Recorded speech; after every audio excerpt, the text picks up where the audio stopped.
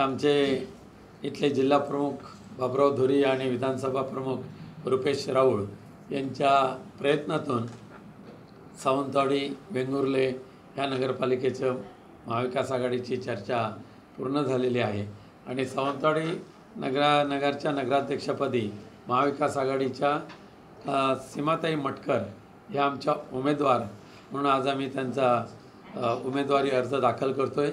त्याचबरोबर अनेक नगरसेवकांनीसुद्धा ऑनलाईन आपले अर्ज दाखल केलेले आहेत आणि नक्कीच खात्री आहे सीमाताईंना एक राजकीय वारसा आहे आणि उज्ज्वल अशी एक परंपरा त्यांची आहे, उच्च विचारसरणी आहे, सामाजिक कार्याचं व्रत त्यांनी घेतलेलं जे आहे त्यामध्ये कुठेही स्वार्थीपणा येऊ दिलेला नाही आणि या पैशाच्या राजकारणामध्ये भ्रष्टाचार राजकारणामध्ये सुद्धा तत्त्व आणि विचार जोपासण्याचं काम मटकर कुटुंबियांनी केलेलं आहे आणि आज आम्हाला आनंद आहे की त्यांनी मशाल हाती घेऊन ह्या नगराध्यक्षपदाची निवडणूक लढवण्याचा निर्णय घेतलेला आहे।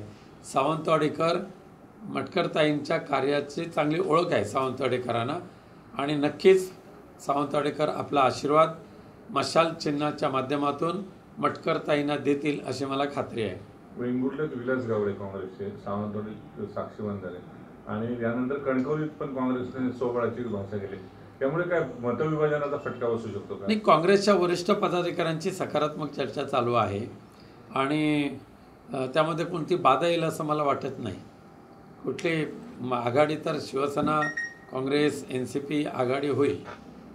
कणकवलीमध्ये जो नगर विकास आघाडी करण्याचा प्रयत्न झाला, शहर विकास आघाडी, यानंतर उद्धव साहेब नाराज असल्याची चर्चा होती।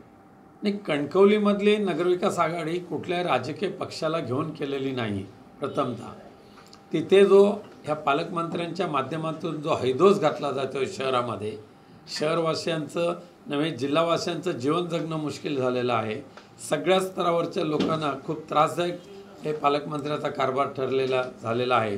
त्यामुळे कणकवलीकरांनी यापूर्वीसुद्धा मागच्या निवडणुकीमध्ये सुद्धा कणकवली शहराच्या हितासाठी शहर विकास आघाडी केली होती, यावेळेला सुद्धा तोच प्रयत्न आहे। त्यामुळे कोणत्या पक्षाला घेऊन होत असलेली ती नगरविकास आघाडी नाही, पण तरीसुद्धा आज संध्याकाळी 5 वाजता आम्ही कणकवलीमध्ये आहोत। शिंदे सेनेला एकत्र घेण्याचा विचार आहे का? अजिबात नाही। शिंदे सेना किंवा भाजप यांना घेऊन आम्ही हे दळबद्री राजकारण करणार नाही। पण अशा पद्धतीने समजा शहर विकास आघाडी असेल त्याच्यात आणि त्याच्यात शिंदे सेनेचा समावेश असेल तर उद्धव ठाकरे शिवसेना त्यात सहभागी होणार का? नाही, त्याबाबतची परिपूर्ण माहिती अद्यापही आज आम्ही संध्याकाळी तिथे जाऊ त्यावेळेला आम्ही माहिती पडेल, पण स्पष्ट आहे त्या दिवशी माननीय वैभव नाईक यांनी सुद्धा जी मुलाखत घेतलेली आहे त्या मुलाखतसुद्धा त्याच्यामध्ये स्पष्टपणा आलेला आहे। पण काल वैभव नाईकांनीच म्हटले जर जनमानसातला आणि तिथल्या स्थानिक नागरिकांचा जर विचार आला तर शिंदे सेनेला पण आपण बरोबर घेऊ शकतो असं त्यांनी काल वक्तव्य केलेलं होतं। नाही, याबाबतचं माझ्या वाचनात आलेलं नाही। आज आम्ही संध्याकाळी जाऊ त्यावेळेला त्याची माहिती घेऊ। तर महायुतीचा पण एक प्रश्न आहे।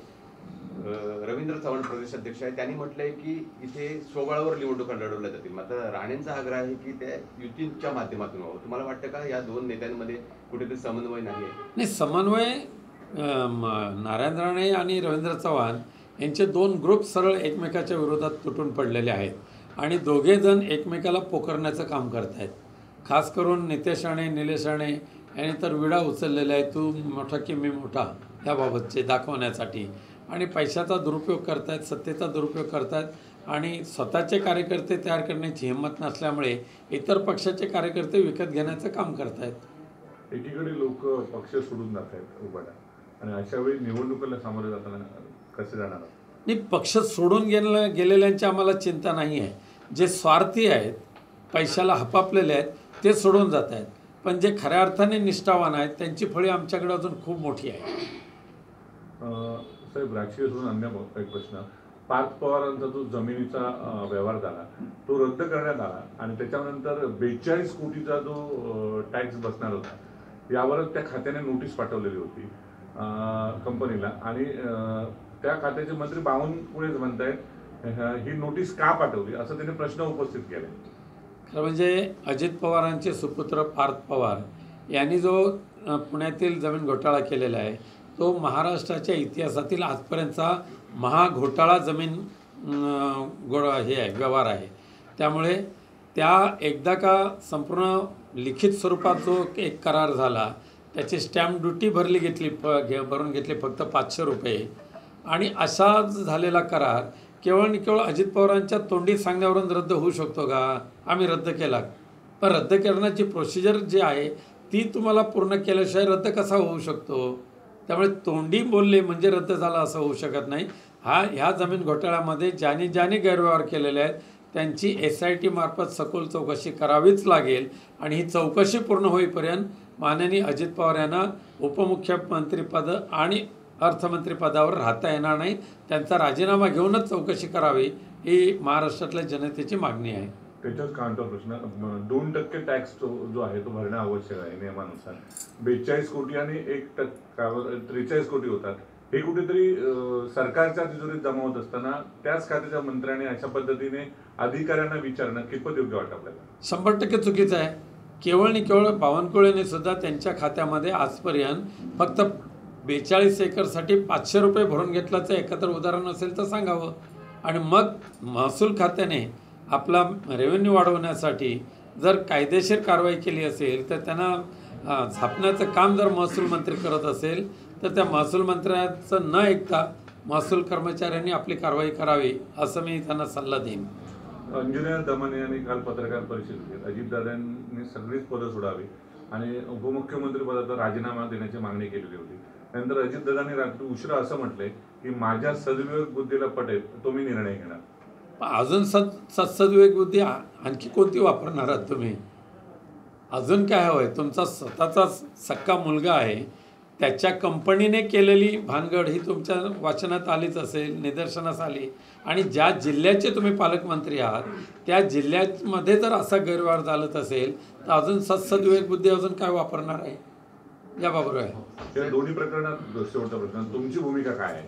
नाही, आमची हीच भूमिका राहील. आमचे पक्षप्रमुख माननीय उद्धवजी ठाकरे साहेबांनी पण सांगितलेलं आहे, हा सत्तेचा दुरुपयोग करून केलेला महाग जमीन घोटाळा जो आहे त्याची सर्व जबाबदारी माननीय अजित पवार साहेब यांच्यावर आहेच. माननीय मुख्यमंत्र्यांच्या कारकिर्दीमध्ये अशा पद्धतीचे जमीन गैरव्यवहार हा पहिलाच नाही आहे. त्या कंपनीने अशा आणखी 2 जमिनीचे गैरव्यवहार केलेले आहेत. त्यानंतर मीरा भाईंदरला नरेंद्र मेहता आणि प्रताप सरनाईक यांनीसुद्धा 1400 कोटीची जमीन फक्त 300 कोटीला घेतली आणि तिथेसुद्धा असाच मामूली दंड भरला. हे सुद्धा प्रकरण पुढे आलेलं आहे. खूप असे जमिनी व्यवहाराचे म्हणजे गैरव्यवहार आहेत हे भारतीय जनता पक्षाच्या माध्यमातूनच बाहेर आणले जात आहेत. एक लक्षात घ्या, या जे युती सरकार आहे त्या तिन्ही पक्षामध्ये इतर 2 पक्षाला त्यांचे गैरव्यवहार बाहेर काढायचे, म्हणजे शिंदे गटाचे गैरव्यवहार बाहेर काढायचे, अजित पवार गटाचे गैरव्यवहार बाहेर काढायचे आणि दोघांचं नामोनिशाण मिटवायचं.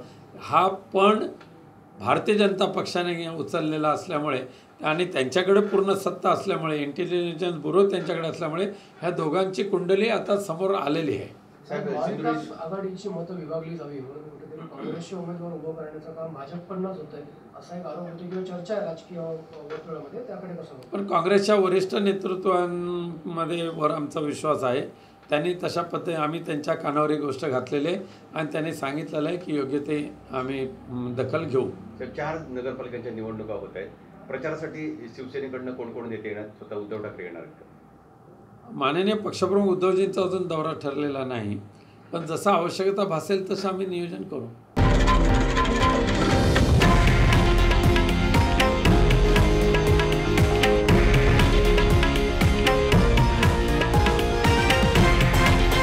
हे आहे देशातील नंबर 1 न्यूज नेटवर्क आणि आपण पाहत आहात TV9 मराठी, एकमेव.